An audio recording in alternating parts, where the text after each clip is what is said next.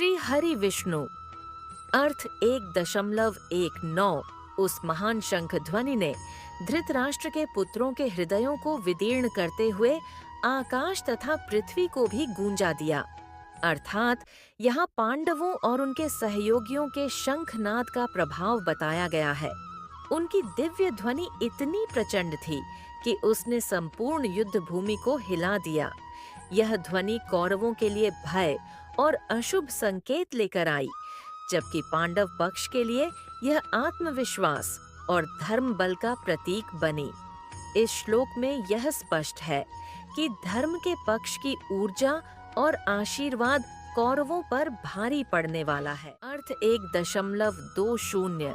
उस समय जब शस्त्र चलाने की तैयारी प्रारंभ हुई और धृतराष्ट्र के पुत्रों को युद्ध के लिए व्यवस्थित खड़ा देखकर कपिध्वज अर्जुन ने अपना धनुष उठाया।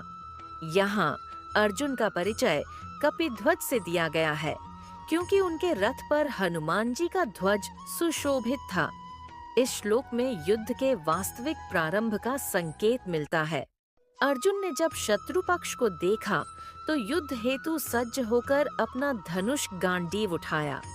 यह प्रसंग आगे आने वाले गीता संवाद की भूमिका तैयार करता है, जहां अर्जुन युद्ध की स्थिति देखकर दुविधा में पड़ जाते हैं। उस समय ऋषिकेश श्री कृष्ण से अर्जुन ने यह वचन कहा, हे अच्युत, मेरा रथ दोनों सेनाओं के बीच में ले चलो।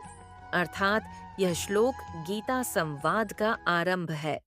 अर्जुन ने भगवान श्री कृष्ण से निवेदन किया कि वे रथ को युद्ध भूमि के बीच में खड़ा करें।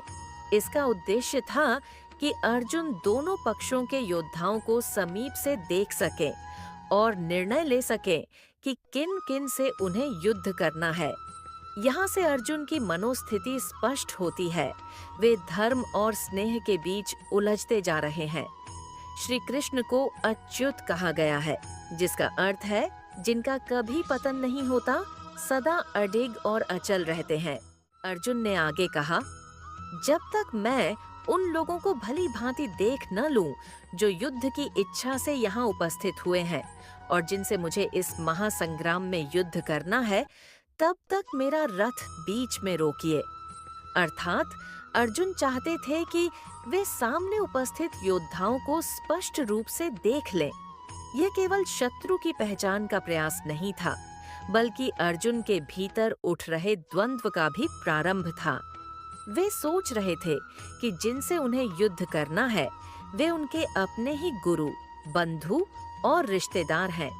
इस श्लोक से स्पष्ट होता है कि अर्जुन का मन अभी तक दृढ़ नहीं है। वे स्थिति को समझने और परखने का प्रयास कर रहे हैं।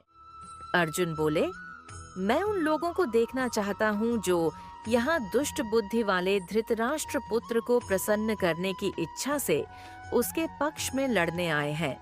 अर्थात अर्जुन अब सीधे सीधे युद्ध भूमि में उपस्थित योद्धाओं को देखने की इच्छा प्रकट करते हैं।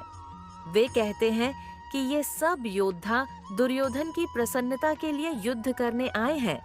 यहाँ दुर्बुद्धि शब्द का प्रयोग किया गया है, जो दुर्योधन के स्वभाव और अन्यायी नीति को स्पष्ट करता है। यह श्लोक संकेत देता है कि अर्जुन के मन में युद्ध के प्रति मोह और दुविधा बढ़ रही है, क्योंकि उन्हें अपने ही गुरु, भाई बंधु और कुटुंबजन विरोधी पक्ष में दिखाई देंगे। संजय बोले, हे भरतवंशी धृतराष्ट्र। इस प्रकार गुडाकेश अर्थात अर्जुन द्वारा कहे जाने पर ऋषिकेश ने उस श्रेष्ठ रथ को दोनों सेनाओं के बीच में खड़ा कर दिया। यहाँ संवाद का सूत्रधार संजय है, जो धृतराष्ट्र को युद्ध भूमि का वर्णन सुना रहे हैं। अर्जुन को गुडाकेश कहा गया है, जिसका अर्थ है नींद पर विजय पाने वाला। यह उनके जागरूक और सजग होने का प्रतीक है। भगवान श्री कृष्ण को ऋषिकेश कहा गया है, जिसका अर्थ है इंद्रियों के स्वामी। यह श्लोक दिखाता है कि अर्जुन के अनुरोध पर श्री कृष्ण ने तुरंत रथ को सेनाओं के बीच खड़ा कर दिया, जिससे आगे गीता का वास्तविक उपदेश प्रारंभ होने की भूमिका बनती है।